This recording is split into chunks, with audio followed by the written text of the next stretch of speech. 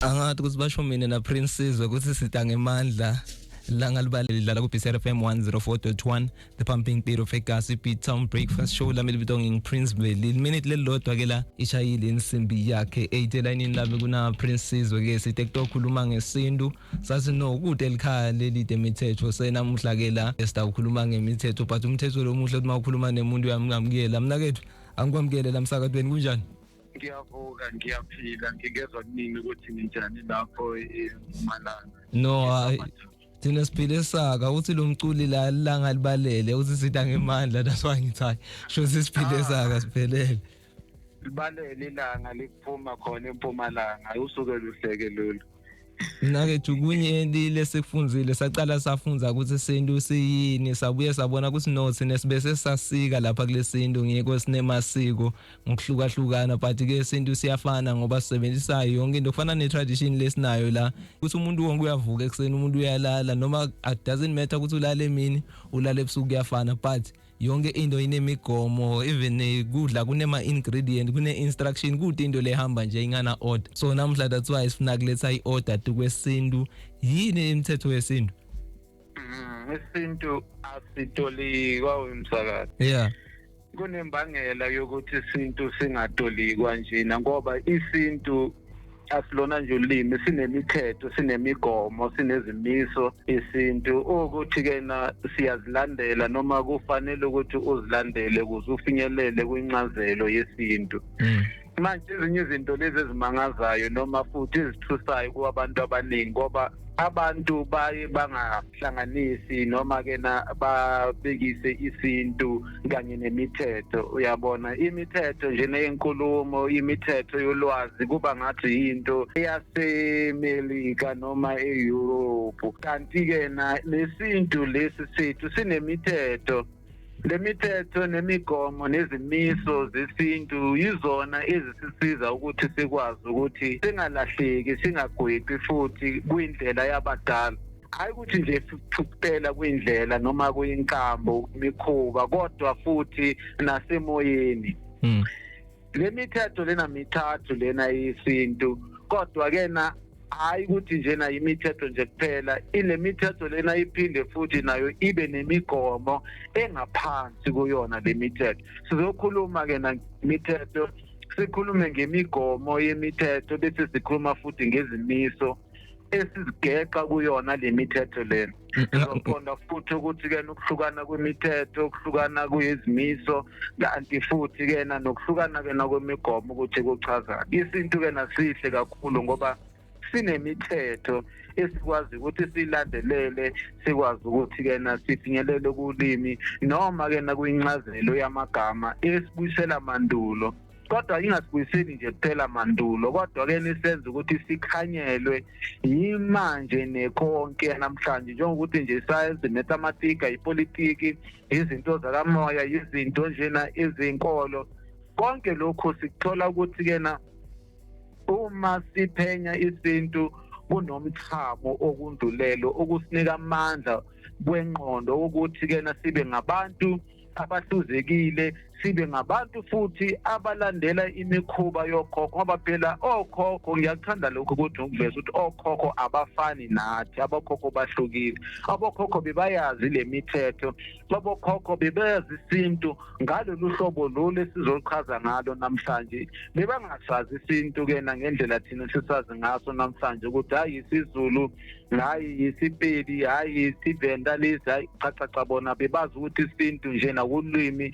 elikamdali ulimi olukwazi ukuthi libasize bakhe izinto bebekade bengaziphophini nokuthi bangakwazi ukuthi bazenze ingakho kena sithi isintu siyiproto bantu bese siphinda futhi sithi siyiproto global proto kusho ukuthi kuzaqala kuza ngaphambili kuza ngaphambi kwezilimi zomhlaba kuza ngaphambi kena kwezilimi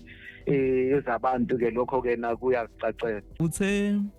sintu akusililimi kumbe akusilanguage yani uyakhumbula ukuthi sinema home languages sineSwati la neEnglish ngifuna uchazele ukuthi manje sintu akusilanguage kumbe akusi home language lethi tani uyakhumbula ukuthi last time sithe sine iyafana ne dictionary ukuthi ifaka konke iyakunite konke So mawuthi akusi language usho ukuthini ngoba ngiyathi ukuthi kunemisindo kunekuyeyeza nani before ngikunika nje uchaze lemithetho chaza lapho mawuthi akusi language usho ukuthini ya ngiyabonga ke Msakazi manje ke namasithi ke nakusilona uli yabona ke na ilapho ke nesuna ukuthi nje na isithi ukutotoba ke kancane isintu ke na siyini isintu sithi siyimpande noma sithi ugodo lolo libamba isihlahla bese ke kuba ukuthi ke namagatsha lawa wesihlahla kuba izilimo zabantu uyabona ke ngiyakuvakela manje ke na kanjalo ke na isintu ke na siba ke na impande siba ugodo olubambe izilimi zabantu lezi sithi amagatsha masikhuluma ke na ngezilimi zabantu sesikhuluma ke na ngalokho esithi ke na phecelezi mother tongues imizobele lezi ke na ezincike kumasiko ethu ke na nemikhubo yokhokho ke niyabona njengoZulu osenza ngakhona osophu labo bonke labo nje labanemikhuba yabo ukuthi ke na kule mikhuba lo kuncike inkulumo manje ke na inkulumo lena kahle ke na ivela ingamagatsha esintu khumbule ukuthi sichazile lokho ke ukuthi kuhlukile ke na kunolokho ke nesothi ke na phecelezi ama dialects isilungu sikwazi ukukhipha ama dialects uyabona ukuthi isilungu asikwazi ukwenza lento isintu esikwenzayo isintu siyakwazi ukuthi sikhiphe siveze amagatsha amagatsha ayizilimi eziyizimele zesintu asifani njengama dialects uyabona ama dialects kusho ukuthi ke inkulumo usuyiphulile wayishodisa wayishintsha wathatha igama elisetshenziswa enkulumeni njengesilungu kanje wena wathatha ke na wafaka ke na isinongo sakho ke na lapho kuba ke na i-dialect ke na kanjalo manje ke nesikhathi esiningi sinokucabanga ukuthi ke na izinkulumo lezi zabantu ezihlukile sithi nje isiSwati sithi nje isiZulu sithi nje na isiNdebele sithi nje isiTsonga sicabanga ukuthi mhlambe ke na ama dialect lawo likhona ulimi isintu singalibiza sithi isintu kodwa ke na izilimi lezi ngama dialect kathi ke na ama dialect ke na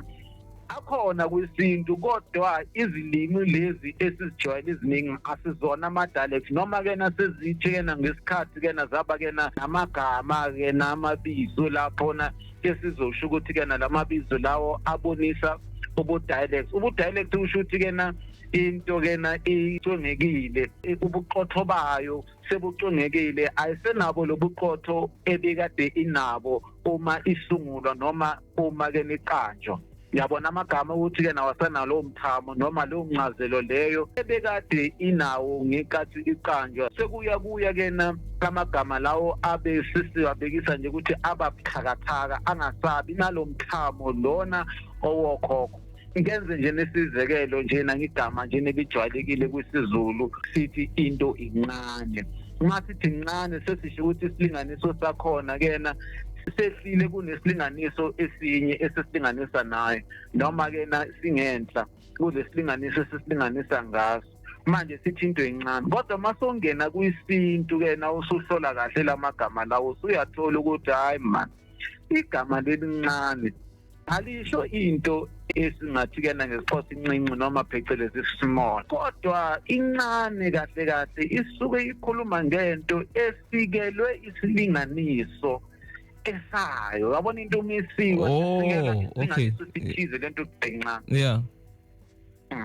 ngiyakuva bekusakuthi kahle isize yakhona nokuthi ivele incane ukuthi bekuncishiswa la khulumela isize lokusho ukuthi singasho ukuthi kuyafitha lo kana lamagama lawa ke na yenzani ayacwengeka mase sikhuluma ukuthi ke nakhona amagama ke na adilutekile okay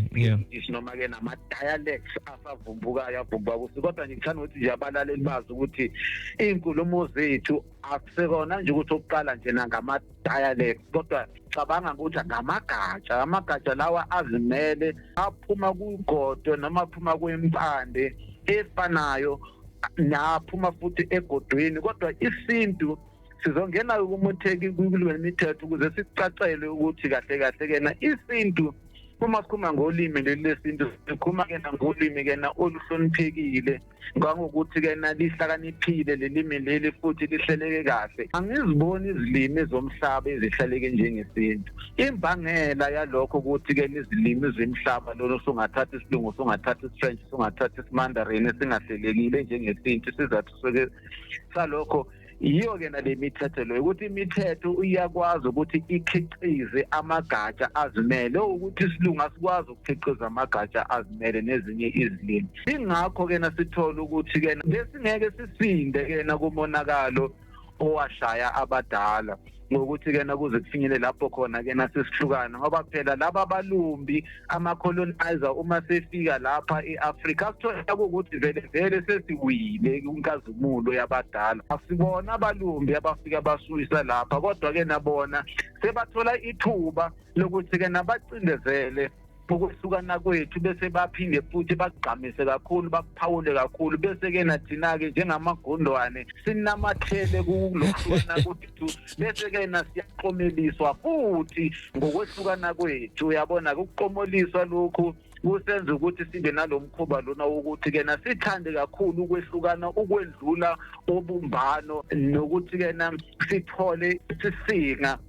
sethu singabantu ukuthi ke namandulo okhokho uma behlangana ngezilimo zabo ezihlukene bebekwazi kanjani ukuthi okhokho bezwane uma bekhuluma. Kungani bebekwazi ukwezana umthonga umvende kwazi ukuzwana nomswati kwazi ukuzwana nomZulu bebekwazana kanjani? Siyathola ukuthi hayi ngenxa yokuthi ke kukhona le mfihlakalo esifihlekile noma ke neyalahleka okuwukuthi ke yini lo mfihlakalo leyo yisintu. Isintu ke njengoba ubuzile ukuthi ke ulimi kanjani noma ke ngoba ke akusizona lezilimi lezi sichazile ukuthi akusizona lezilimi lezi esizijwayele sizozibiza sithi ke izilimi zobele. Isintu ulimi esilithola ngokuhluza izilimi zobele, iSesotho, isiNdebele, ngisho naso ke iSwahili. Upremier waseGauteng uPanyaza uthena ufisa ukuthi athule iSwahili athule futhi nesimandarin ezikolweni esikwazi ukuzifunda lapha eNingizimu. Sathola ukuthi ke nabantu ke nababa nokuphisa kakhulu kulokho kodwa nje ngithanda nje ukuthi njena isisinga siyavuka ebantwini ukuthi kumele sibuyele sizithembe thina kusingabantu ukuthi singakwazi ukwenza lokhu njengoba ubuka futhi naseBotswana nakhona bathena nakhona ukumenezela ukuthi isiXhosa iSesotho sizokwazi ukuthi sifundise ezikolweni zabo. Uyabona ke lokho kuyasho ukuthi ke siyakhona kodwa ke sizobe ke sisifinyelele khona impela uma ke sesiqonda isintu ukuthi isintu lesi asidinge nokuthi size sifundise iSesotho, isiZulu, isiXhosa kodwa nje uma sesifundise isintu ngoba isintu siyini? Isintu siyimhluzo yazo izilimi. Manje ke ukuhluzeka kwaso noma indlela yaso yokuhluza indlela ethembekile, indlela eqotho. Kungani ithembekile indlela yesintu kuyindlela futhi ethembekile? Ingenxa yemithetho lena soxoxa ngayo. Imithetho yiyo eyenza ukuthi ke ukuhluza isintu noma ke lokhu ke nesikuhluzile ngesintu kube yinto esithembayo kube futhi inkulumo eqotho. Uma sithi ke ukuhluza uma uthatha njena emcabangweni wakho ukucabanga njena ucabanga isisefo uma ke unesisefo ekhaya ukwazi ukuthi uthathe ke noma yiziphi izinhlamvu wazi ukuthi ke ufuna ukuzicwenga ukwazi ukuthi ushiye lokho okucwebekile lokho ozokusebenzisa lokho ozokudla phansi bese ke nalokho okunye ke ukulahle. Imithetho yesintu uthathe njengoba umamele lapha ekhaya thathe njengesifo bese ke uthatha izinkulumo lezi ke izinkulumo zobele izinkulumo zomdabu zithathe ke njengani njengento noma izinto ezifaka esifeni lapho khona ziyohluza khona ukuthi seziphuma ke ngalena ke uthola lokho esizokubiza ngokuthi ke isintu. Ingakho ke isintu ke sithi asikhethi kwanhlanga yabona ke nasithi asisho ukuthi ke njengoba uzongiza ngesikhathi ngisebenzisa mhlawumbe igama mangithi ukucabanga ngingasho ukuthi ucabanga ngithi ucingo ngesinye isikhathi ngithi umnahano ngisuke ke ngingakhethi ukuthi ke sengifisa manje ukuthi ngisebenzise isiXhosa ngifisa manje ukusebenzisa isiZulu ngifisa manje ukusebenzisa iSesotho. Cha, ngisuke ngiqondisa ngamagama ngendlela encazelo esithola kwisintu ukuthi isintu isona sisiza ukuthi sihluze ukuthi cha amagama ethu noma sekuthiwa kena siwezwa engathi ayafana kahle kahle kodwa mase siwabheka ke nasesiwangenisile kwisintu sithola ukuthi hayi cha awafana amagama ethu namabizo wethu ahlukile yabona mangithi ibizo ngathi igama kuye kube ngathi ngisuke ngikhuluma ngento eyodwa manje sengisho iSwatini sengiswa isiZulwini mangithi igama ngithi ibizo kathi esisintwini sithola ukuthi ibizo lisho kunye igama lisho kunye nanoma ke na ngomqondo ophezulu umqondo sobala kuye kube ngathi kena into eyodwa esikhulumayo mangithi umnahano mangithi umcingo mangithi umcabango kuye kube ngathi into eyodwa esikhulumayo kanti cha asiyona into eyodwa iyahlukana nje kakhulu kodwa bona ukuhlukana kwakhona uma sesiwangenisile lamagama lawa sawafaka kulesi sefo lesi esiwumhluzo ekuyisintu isintu kena iyona kena lemithetho lena sokhuluma ngayo kunemithetho mithathu bese kuba nemigomo yayo lemithetho lena bese kuba kena nezimiso ngazi ukuthi kena ukwazile ukuphendula singangena ke manje imithetho leyo uphendule kahle mina labe ngifuna ukukuphikisa lesikhathi ukuthi simagundwane maye uyithanza nechizani basibitile ngabo cheese boy cheese girl so kuze ngisale ngavila pha ukukuphikisa sisale singena kule mithetho ngijabulile nangendlela ubekise ngayo nangesefo ukuthi hayi kuthi akukabaleki isikhipa sine lala kusukela khona uyabona njenganyalo mabatohluta amagana kuthi ke kuhlutwa lamacembe kuphume lamandi sesithatha lamandi but lobugana ubona busukela lapha kulamacembe nakule plant makude le plant nalesihlahla site ebugana lapha kuba amandi so ngizazwa ngijabulisa noma ubekisa lesibonelo leso yeah singangena kule mthetho ukuthi balaleli babambe kahle ekhaya ngoba phela abantu basuke bathuke bacabanga ukuthi kena cha usuthetha wena ngesintu uthi ubuwa kasintu oringizwano uyabona bathi ke uthini ke manje usuthi ke manje singasafundi izilimi zethu sifunda ulimi elisha kanti ke na isintu sihlukile ke na kunekuthi ke nasiletha noma sizithula iSwahili ezikolweni cha isintu sungasifunda ngeSuthu sungasifunda ngeSiswati sungasifunda ngeZulu sungasifunda nje ngazo zonke izilimi ngoba phela akusilona limi thize umhluzo lona wezilimi zonke zabantu yabona manje ke namuntu ke na aze ke na akadideki kakhulu indaba yesintu ngoba ke namanje ke nasithula nje na ke ngayo le nenkulumo ke esiZulu kodwa ke isintu ke nasinabile singukuthi ke na mase sisihluzile ngemithetho ngoba le mithetho izimiso mithathu nawo ke na umthetho oqala sizongena kuwo sikhumbule ukuthi le mithetho lena isikhombisa kakhulu futhi ke na ibabaza kakhulu nje ukuthi isintu abantu basekhaya asitolikwa yabona mase sibambe kanjalo ukuthi isintu hayi ungakhohliseki sifunde ukukhohliseka sathi isintu uyasitolikela ngendlela othanda ngayo kanti isintu asitolikwa siyazitolikwa ngiyabonga kakhulu ukuthi ezikini lendlule ube waletha umzekelo lapha uma ugcizelela lokho ukuthi isintu asitolikwa wakhuluma ngokubala kwamabizo ngokubala kwamagama ukuthi kena siyakwazi ukuthi sakha amagama wachaza ngokuthi njengobuveli uthatha amagama amabili lapha wathatha uve wathatha noli bese wawuhlanganisa wabakela ubuveli into engiyithandayo le futhi ngathi nje nijhelekeke lapho kena ngakhulu eSiswati ngoba ke nesizwini bena besingayifundi kanjalo yabona angaboni futhi nezinye ke noma ke nesintu ke nasifundiswa ngalelo hlobo lo indlela ke naleyo ke na emiswa ke na umthetho wokuqala wesintu uma soyibambe kanjalo umthetho wokuqala usuyakwazi ngoba umthetho wokuqala uthi isintu impimiso ecwebekile kusho ukuthi ke na impimiso esintu icwebekile ayihlangananga sithathe nje noma masithi ke na ukuhlangana igama elihle lapho uxubana ayixubananga uma sithatha ke nomzekelo ukuthi sichaze kahle lo mthetho igama elithi ucat kwisingisi kuzothiwa yi-syllable elilodwa uma sikhuluma ngempimiso ke nasikhuluma ke ngalokho kuzothiwa phecelezi i-syllable njengokuthi upha uda usa ula uqa uba zonke ke nale impimiso lezi ngama syllable kwesilungu uthola ukuthi ke na nempimiso njengokukhetha iba yisyllable eyodwa noma iba impimiso eyodwa, kanti kithina impimiso ezimbili ke lezi siziphuma emlonyeni wakho uma usothe cat, ngoba usethe care wathi t zimbili, uyabona kwesilungu kuyoba ngathi into eyodwa. Ingakho ke nasithi ke umthetho wokuqala usisa oqala ke usisa mandulo ekutheni izilimi lezi zabantu ziyinkulumo ekuyimpimiso ecwebekile engaxutshaniswanga. Akusho kena ukuthi kena angeke uzuthole kena ey'nkulumeni zabantu uthole kena izilimi noma impimiso ezixubekile uzozithola. Kodwa umthetho into okusiza ngayo lo mthetho wokuqala ukuthi kena uma uhlangana nempimiso ecishe ibe kanjalo kuyisintu engathi icubekile engathi nemisindo emibili kwempimiso eyodwa, ubuwazi ukuthi kena lelo limi lelo noma lelo gama lelo igama kena eliqanjwe ngamuva.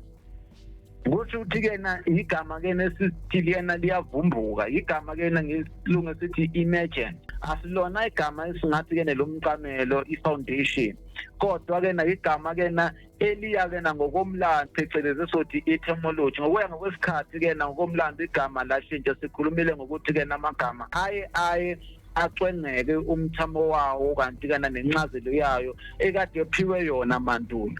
Sikwazi ukuthi sikuthole kena ngesintu lokho ukuthi le gama leli kahle kahle licwengekile. Sithola kena ukuthi kena umthetho wokuqala kena usibekela lokho ukuthi siqonde ukuthi uma uzwa umsindo wesintu upa, uqa, ula, usi, uzwe, yonke nje lemisindo leyo imele ingamagama. Igama lami nje usizwe. Ngekwesilungu ngendlela esifunda ngayo isilungu nanoma ke nayi nje isilungu kuphela kodwa inilimi izobela, uzoqonda ukuthi igama elilodwa lusizwe igama elilodwa. Kodwa masuya esimntwini wathola ukuthi usi igama lilodwa lizimele, uzwe igama lizilodwa lizimele, bese kena kuthi kena usizwe akusilona njena igama elilodwa kodwa kena inhlamvu zamagama, igama njena amabili nanomveli namagama nje amaningi othokozani olindiwe. Leyo nje yimisho nje kuyisintu, uyabona ke. Bese kena owesibili umthetho esiwutholayo futhi amagama ayinsusolo engumqamelo. Legama leli ngumqamelo lokho njena ngithetha ngalo kakhulu, abanye bazoze bamangala ukuthi ngoba nje umqamelo into esibeka amakhanda phezukwayo. Yini indaba unkulu loke matasa ethi kena umqamelo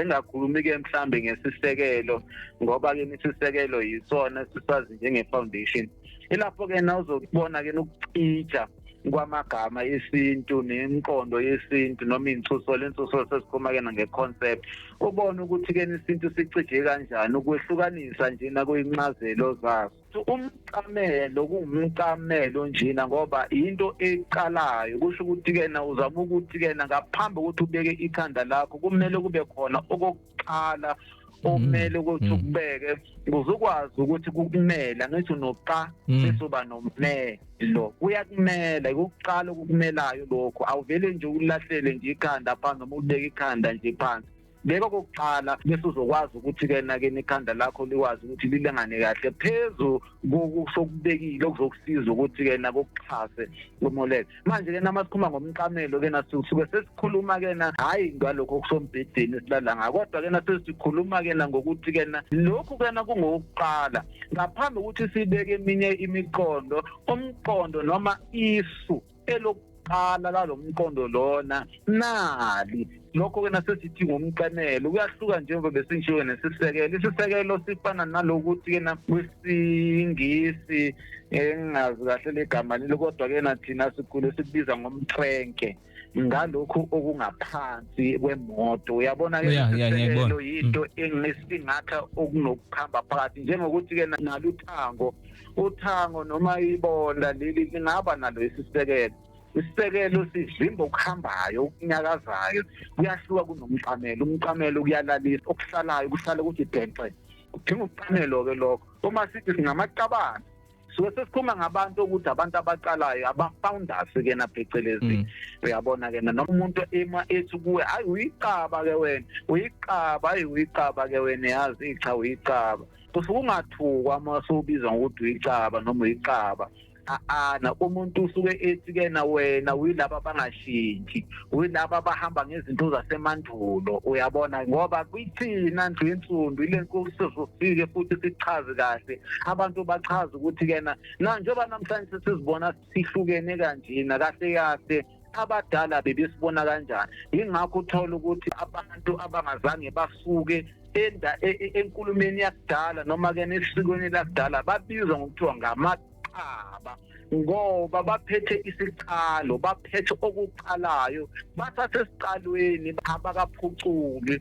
ngithena isintu kena sizivezela ukuthi kena kulula ukuthi isintu sibe ezinye izilimo sibe ngamanye amagatsha uyabona ke ingakho kena kwisizwe esinsundu uzothola ukuthi kena bekungeke kube yenye indlela ngaphandle ukuthi kena sibe nginhlanga ezihlukene kungani siba inhlanga ezihlukene ngamandla esintu akusikona ubuthakathaka besintu ngothi sibheka ngesinye isikhathi sibuka ukuhlukana kwethu kwezilimi zethu sithi hayi ubuthakathaka besintu lokhu ukuthakathaka babadala lokhu kanti cha akusikona ubuthakathaka ngamandla impela wesintu lokho aveze ukwehlukana ukungazi ke nalamandla lawa kusenze ukuthi ke nasilimale kakhulu njengokuthi uma unesibhamu isibhamu sakho sinamandla kodwa uma ungazi amandla walesibhamu noma imigomo nemithetho yalesibhamu lesi sizogcina lesibhamu lesi sibe ngobuthakathaka bakho uzogcina usebenzisa ngendlela esingafaneliyo usiphathe ngendlela engamelanga usiphathe ngabe somthetho uyakujezisa uzithola ususetulongweni uzithole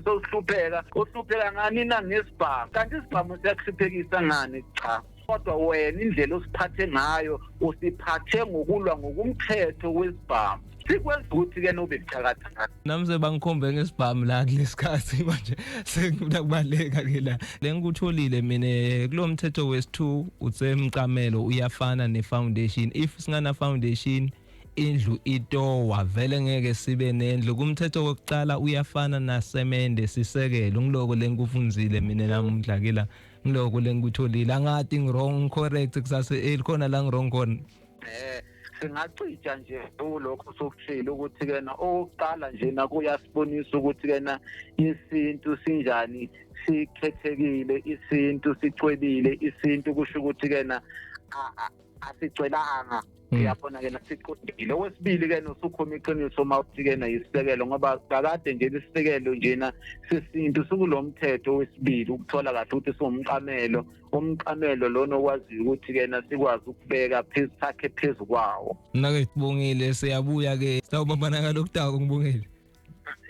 kubonge mina ke namsakade ngibonge ke nalapha ekhaya ukuthi bangiphi indlebe